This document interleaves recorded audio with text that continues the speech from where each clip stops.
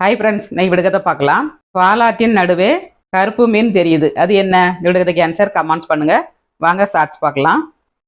என்னோட ஸ்டைலில் கொட்டக்கடலை பிரியாணி பண்ண போகிறேங்க. 1/4 கிலோ கொட்டக்கடலை எடுத்துருக்கேன். தண்ணி முங்க விட்டு உப்பு போட்டு அவிச்சு எடுத்துக்கோங்க. ஒரு 5 விசில் விட்டு எடுத்துக்கோங்க. குக்கரில் 2 ஸ்பூன் எண்ணெய், பிரிஞ்சி இலை, நட்சத்திரப்பூ, ஏலக்காய், லவங்கம், பட்டை, கிராம்பு, சோம்பு எல்லாம் போட்டு நல்லா ஃப்ரை பண்ணிவிட்டு வெங்காயம் ஆட் பண்ணிக்கோங்க. 2 வெங்காயம் நல்லா ஃப்ரை ஆனோன்னா தக்காளி பழம் ஆட் பண்ணிக்கோங்க. 2 தக்காளி, சின்ன தக்காளி, உப்பு போட்டு நல்லா வதக்கிட்டு இஞ்சி பூண்டு பேஸ்ட்டு, மல்லித்தழை, புதினா தழை எல்லாம் ஆட் பண்ணிக்கோங்க. பச்சை வடை பொதுலையும் நல்லா ஃப்ரை பண்ணிவிட்டு 1 ஸ்பூன் வரமிளகாத்தூள், 1 ஸ்பூன் மல்லித்தூள், மஞ்சள் தூள் 1/2 ஸ்பூன், கரம் மசாலா 1/2 ஸ்பூனுங்க.